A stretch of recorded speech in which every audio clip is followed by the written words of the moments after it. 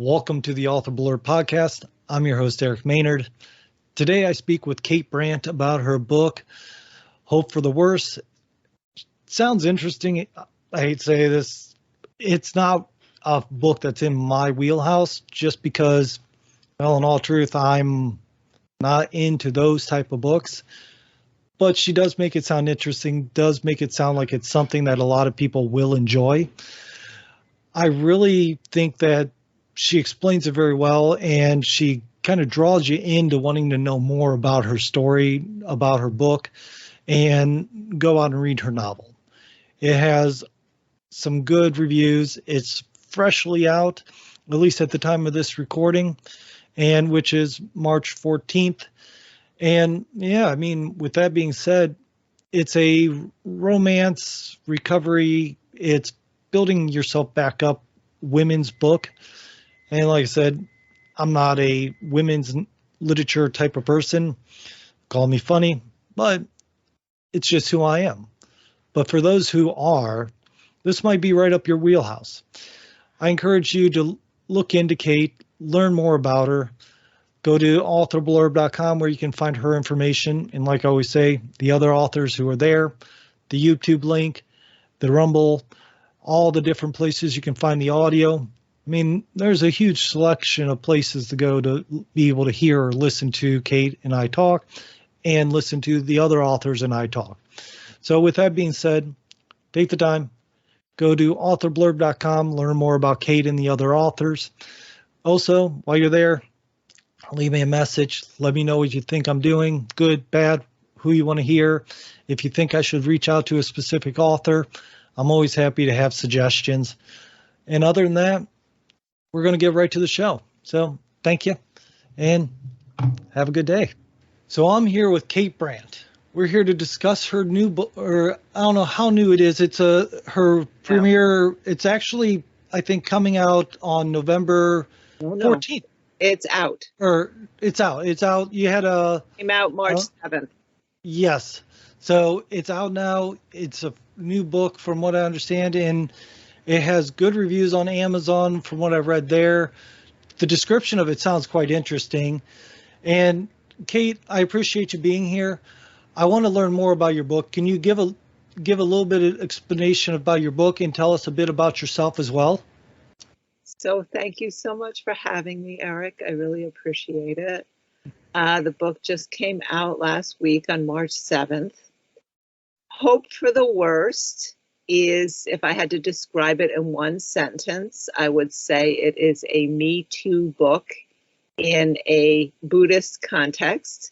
It is about a woman in her mid to late 20s who is living in New York City in the 1980s, who falls in love with her Buddhist teacher and is rejected by him.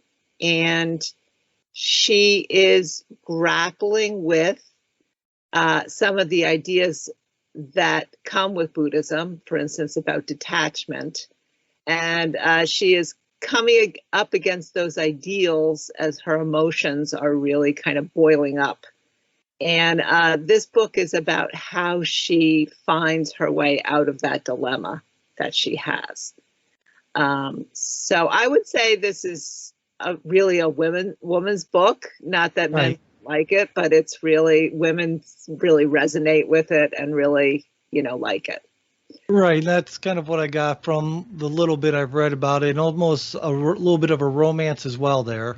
There is some romance, yes. It's certainly about passion and being in love and what that does to your nervous system to some extent. I would say that this book is also about depression and about what are some ways that you can find your way out of depression. So a little bit about me. I am a adult literacy teacher. I work at the City University of New York. I've worked there since the late 1980s, and I love my work. And I also love writing. Writing has been my hobby for, I would say, since about 1986. And I went to Sarah Lawrence College, the MFA program there, to continue learning how to write. And then I had the support of my writers group. And, you know, writing is a very important part of my life. It's been very private. So this is an interesting experience for me to have kind of like my private life out in public. Understand. Yeah, it's an autobiographical novel. So there's a lot drawn from my life. You know, they say about writers, write what you know. And I knew this experience very well. All right. So with that being said, I was going to ask you how much of it actually is you inside the book, because one thing is a lot of first time novels, I know, like even fictional novels, have a lot of the authors somewhere in the book, Right. or they're pulling from their own history to create something. Right. So did you build this off of, like, because she goes to, I think it says India or It goes to Nepal and Tibet. Nepal. Yes. So was this something you've done so you know the territory as well? Yes. So in 1986, 87, I backpacked around the world with my boyfriend, who then became my husband, and now he's my ex-husband. But we go back a long way. And I would say it was an incredibly mind-opening experience, really seeing how the rest of the world lives. And I just embraced it. I really loved it. And, you know, I had been studying Tibetan Buddhism, so I really wanted to get to Tibet. And I happened to go there at the most opportune time. The mid 1980s was this moment when China opened, and you know, Tibetans had this moment of feeling more free under the Chinese government. And they opened you were able to go in, you could go from Kathmandu all the way to Lhasa. You could go overland, which had not been open for many years since the Chinese invaded in 1959.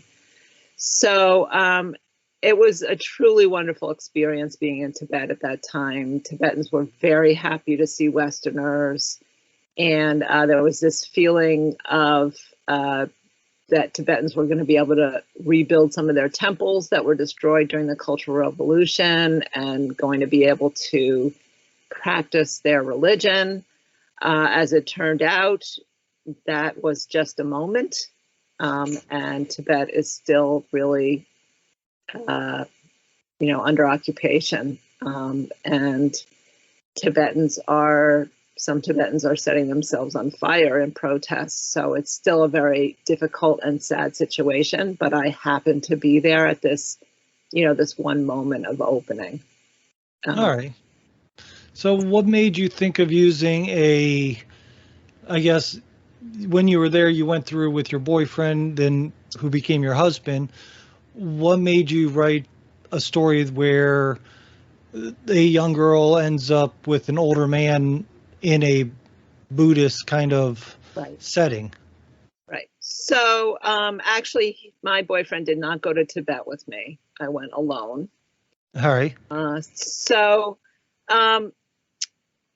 You know, the young girl and older man is based on my life. It's something that really happened.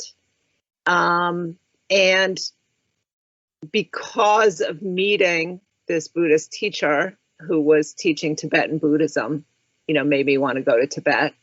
But I also wanted there to be a journey in this book, because, you know, it was a metaphor for really a whole kind of emotional journey that a person makes. And, you know, home and away, what happens when you go far away, you know, kind of like, you know, Dorothy and the Wizard of Oz, you know, what do you learn when you go on this journey and go far away? So I knew that there needed to be a journey in it.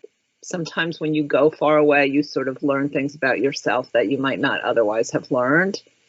And this is very much a book about yearning and questing and learning about yourself and about sort of how to live. So I don't know if that answers your question completely. It kind of does. So let's start with this. If I opened up your book to read, where would it start off with? What is she? Because the main character, I think in the description said the main character is Ellie. Yes. So where does Ellie start off with, or does it even start off with Ellie? That's a great question. Starts off with Ellie. It's Ellie's story. She's the narrator. She is telling the story through letters to her teacher, Calvin, and diary entries. And it starts off in New York City in the 1980s, mid 1980s, and most of the book takes place there. So the story starts when she realizes that she's been abandoned by her teacher who seduced her and now has abandoned her. And so it's really about, okay, what can she do? What is she going to do now that she's alone and she's left with this problem, of being alone and being in love and being pushed away? How is she going to deal with this problem? So a lot of the book is about that struggle, about her trying to, figure out how to live, first of all, figure out how to live with her pain, and figuring out how to reconcile Buddhist ideas about detachment and impermanence with how she really feels, which is she doesn't feel that way at all. She's not at peace with detachment. She's not at peace with impermanence at all. She's on fire. So how is she going to resolve those two poles? All right. And what made you decide to go with the Buddhist religion instead of, because in the 80s, Buddhism was becoming quite well known and popular. There was also other religions coming out during the 80s, from what I remember. And it was just an interesting time to say the least, but you had several options to choose from. What made you decide Buddhism as the main line of religion? Yeah, that's such a good question. Well, I was raised, so when I was growing up, my parents were Christian. Mother would march us out the back door to church, and my father would stand outside the back door and say, "God is dead." So there was a little bit of conflict there, a little bit of doubt coming in. Unfortunately, the church that we attended didn't really speak to me about, what I was looking for. I was really looking for answers about, what is reality? Who are we? And, what do we do with pain? So Buddhism for me, the age that I'm writing about is the 20s, when you're coming out into the world after college and you're learning about, okay, what is this new world that I'm in? New York City in the 1980s, college is this very idealistic environment. And then you come into this city and, you're going to get some entry-level job that's probably going to be really, not so fulfilling and not so paying either. And so I was looking for answers. And you're right that Buddhism was starting to be popular in the 80s, but it wasn't nearly as popular as it is now. Mindfulness now everywhere you go. But at that time, it was still building. And for me, I just found a lot of answers there. And I think one of the reasons that it spoke to me so much is that the way it was taught to me, it was like the teacher was pointing out things about the mind that once he said them, I was like, oh yeah, that's right. So one of the things he talked about was the mental tapes that we have, when your thoughts go around and around about particular things, your family, someone you're angry at, what is going on at work. And having that pointed out to me was really revelatory. It made me feel like I could see my own mind more clearly. So that was very attractive to me. And I would say, to the extent that Buddhism is about observing and understanding and studying your own mind, to me, that feels liberating. Although I would not say that I'm not a great yogi, I'm not a great meditator, but even just the ideas really appealed to me. Right. So there's a lot from the little I understand about Buddhism, because I do understand a fraction of it, but with it, it's also, I'm trying to figure out how did the Buddhism religion play into The story. the story, because like I said, I do understand a little bit about it, but does it really focus hard in your story? Do you focus really strongly on the Buddhism, or is it just a portion of the story? Well, it's threaded throughout. You could absolutely enjoy the story without understanding Buddhist concepts. It's not necessary. One of the ideas at the heart of Buddhism is that there is not really a self, that what we take to be ourselves is really just a sort of accident of different phenomena coming together. Now, that sounds extremely counterintuitive to just about everybody who hears it. What do you mean I'm not a self? If a car is coming toward me, going to hit me, I'm not going to feel like I don't have a self. However, there is a way that does seem true to me.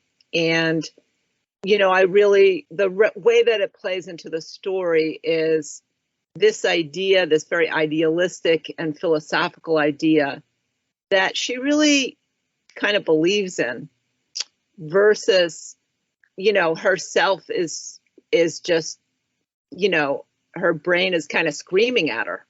She's in a lot of emotional turmoil. And so I really wanted to bring those two things together and kind of show the conflict between those things and how is that going to be resolved. Does that answer your question? It does. So Okay. with that being said, also, where did she pick up the Buddhism in the story? Is it she's coming into it in the story, or does she already have the Buddhist faith before the story starts? Yeah. So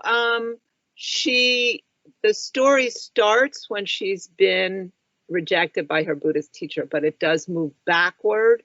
Mm-hmm. While it also moves forward. You know how it is. You move forward a little, then you move backward a little. So she's telling the story of meeting this Buddhist teacher and attending lectures that he gives. So all of her understandings of Buddhism are coming from his lectures.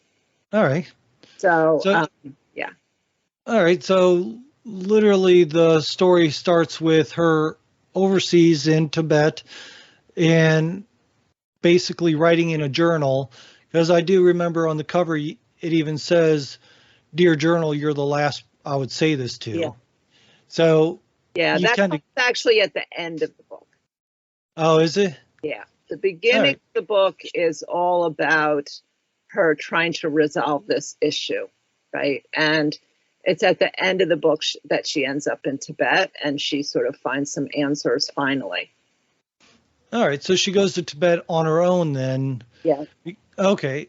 I was under the impression she went to Tibet with the teacher. So she met the teacher in New York. Yeah. And then she found that she needed to get away, go on a journey to find herself again. And she believed in the Buddhist teachings and wanted to go to Tibet to learn more and to get that kind of understanding. Is that what I'm understanding? Somewhat. Okay. So in New York, as I said, the first 3/4 of the book is in New York. So things are getting worse and worse and worse for her, right? Things are not going well at work. And so eventually she kind of gives up and says, okay, I will go to Tibet. But the reason she goes to Tibet is to get an object that her teacher wants her to get. So even though she's been rejected, she's still, this is a story about, obsession and, Hmm. not a person who's not looking after her own interests, right? Who's really so willing to do anything for this person, even though he's rejected her. So that's how she ends up going to Tibet. She's getting something. She's on a little bit of a mission for this teacher. All right. Now, here's a question for you. You keep saying that her job's not working well with her. So does her job play much into the story? Because it sounds like it kind of does. And if it does, what kind of job does she have? Like you said, fresh out of college, Right. most likely something entry. Yeah. So she's a secretary at a nonprofit. And, she's, it's that sort of plays on the theme of dissatisfaction. Mm-hmm. So if you know the story of the Buddha, he had everything, right? He was a prince. He lived in a castle. He had a beautiful wife and a beautiful family. And he left. He said, this is not enough. This is not good enough. Because once he saw birth, old age, sickness, and death, he realized this life I'm living is not what it really is. So she has a job. It's an okay job, but she's very dissatisfied. Not because she's ambitious, but because she thinks there must be more to life than this. That's definitely the feeling that she has there. All right. So with that, how much of it does other people play a role in the story, secondary characters and things like that come in and introduce to keep the story going, obviously? Yeah. What are some of the other characters in the story that might get some people's attention or get their heartstrings? Well, I think it's Ellie herself who mostly gets people's heartstrings, but right. There's a coworker named Celeste who's quite domineering, who's sort of trying to help her, but is also being very domineering at the same time. That's what can sometimes happen when you're depressed and, you're looking for help, and you'll accept help anywhere you can get it, but it might not be the best help. So that's Celeste, her coworker. And then she has a friend named Cass, who is very energetic and who also wants her to go to Tibet on this mission, actually wants her to go to Nepal on this mission that she has. Cass is a real companion for her and really kind of a foil, because Cass is not depressed, and she's very active and proactive in her life. There is a Buddhist nun named Pema. She's a Westerner, but she's ordained as a Buddhist nun. She works at the East-West bookstore. And so Ellie meets her and sort of turns to her as a kind of spiritual guide in the absence of her teacher being there as a spiritual guide for her. And then the final character who's sort of important is Nina, who she meets in Nepal, who is the person who actually rescues her when she almost dies in Tibet. All right. As you can see, there are a lot of women at play here. Right. In the beginning, there's a boyfriend named Seth who abandons her also. So female friendship is very important in this book. I was going to say, it does, not that I'm thinking anything of it, but it doesn't really sound like it paints guys in a very positive picture of this. But I do also understand in a relationship type of story where you're trying to build back up, usually from a female's perspective, when you've been hurt, you don't really consider the male to be a strong ally a lot of times, somebody that you depend on.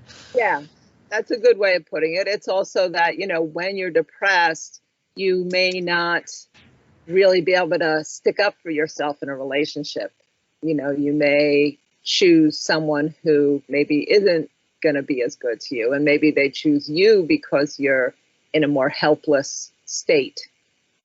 So I'm curious on this one. So she has a boyfriend she breaks up with that's not at the beginning of the story, That's or that's at at the the very beginning of everything. beginning. Is that kind of a catalyst that leads her to the teacher then? Yes, absolutely. Yeah. All It's right. like, what the hell? I've been abandoned, so I might as well, you know, enter into this affair, which later turns out to be fairly disastrous for her. I understand. Now, the teacher, when you say age difference, Mm-hmm. how much difference of the age was it? Because Huge you difference. I would say about 30 to 35 years. Very of large difference. a difference age. Yeah. Okay, Yeah. so he was be in his 50s. She Yeah. would be in her 20s. Okay. So how did she actually? Does it discuss in the book how they actually inter, get introduced to each other, or does she take the initiative, or how's that come about? So she sees a sign for a lecture that he's giving in the East West bookstore, and she decides to go. And then she keeps going. And then after a few months, he seduces her, which she does. At first, she's very, very upset, and she, decides she's done with him. But then she goes back because, as you said, you know, she's been abandoned by her boyfriend. It's kind of like, oh, what the hell? Let me have a little sort of frolic. But that frolic turns into an obsession. All right, an obsession on her part. Yes. So now, what what was it that had her starting to write? Because you say she starts writing in a journal and writing letters. Mm-hmm. That's a lot of what the story is doing, is a bit of looking back and going through the letters, discussing those while moving forward, trying to get past everything. Right. What got her to start writing in a journal? Is she a journaler type of person, or is it something she just comes onto and starts doing? Well, she's taken one or two classes in creative writing. And, I don't know if other people journal when they're upset. I will say this: I work as an adult literacy teacher, and when I Right. ask my students about their writing, so many of them say that they write their troubles as journals or poems. I have students say, like, and then I throw it under the bed. I write it and then I throw it under the bed. So, it's really meant to express, what do you do when you don't have anyone really to talk to? Mm-hmm. You talk to your journal. And the letters are really, most of them aren't sent. These are just, how you talk to somebody in your head, especially Right. if you're upset with them or you want something from them. So the letters are about that. They're about, talking to somebody in your head. All right. So they're basically there are a bunch of unsaid letters, her venting out what she would like to say to them, but in the same, it's her telling her story through her writing. Yeah. Which, okay, Yeah. well, what is it? I guess what is it that about Ellie that actually draws people into rooting for her? Because at at this one point, I'm hearing it, and this could be just because of my perspective, but she sounds like one, if she's obsessed and she keeps choosing making bad choices, I don't see the attraction. Mm-hmm. But to go through a journey, this and that, there has to be some attraction, and I have to imagine there's something about her that draws people in. Right. Well, you know, first of all, she was in a way tricked into this Hmm. affair. She really, it was not in her mind at all. And so in that sense, she really is sort of being exploited. And she is really very sincere person. She's really trying to put together these, Buddhist ideas that she was first attracted to with her experience. She's trying to transcend. She's trying to really become a person who can transcend these things about herself. So she's a seeker, she's a searcher. And she's also, she's very honest about her emotions and what she's going through. She's not a person who hurts or manipulates anybody else. She sort of takes it all on herself. She takes responsibility. I would say that's maybe a very important aspect that maybe hasn't come through from our conversation, is that she really is taking responsibility for her unhappiness. She's taking it as her problem. She's not blaming other people. She's just genuinely searching for answers. All right. And to me, that's a huge quality in a person. And if she's doing that, I can see the attraction of trying to build yourself back up and not blaming, oh, he did this, he did that. It's, I let this happen, or this happened because of this action I took. Right. So to me, I understand that, and I admire those type of characters and even people in real life that are that way. Right. So what is it that, I guess, made you decide to write this and publish it? Well, I'm telling this story about a time in my life that was very extreme. And I guess I would say two things about that. One thing is that, this was a time when I was extremely depressed. I couldn't sleep. I couldn't make decisions. I could barely hold down my part-time job. And depression is a very strange thing, because people look at you and they say, you're not a war refugee. You have a middle-class life. You're educated. You have a job. You have a place to live. And it's almost impossible to explain why you are in this place of extreme desperation. So I wanted to write about that because I think it was a very lonely experience. I think that many of us write out of loneliness. Something has happened to us that has been hard to explain. When you write a book about it, you have the time to sit and really think about, okay, why did this happen? And, how could I explain it? So to a certain extent, you want to explain it to yourself. But then you also, one of my writing teachers said, you're not just telling a story, you're giving your reader an experience. So the challenge was to write about this so that other people would, really get a taste of that experience. All right. The other reason I wrote it is that, I really do think that spirituality is an important part of life, that humans really want and need that in their lives. And, with the crowd that I usually run with, which is, white middle-class liberals, religion is kind of, looked down on quite a bit.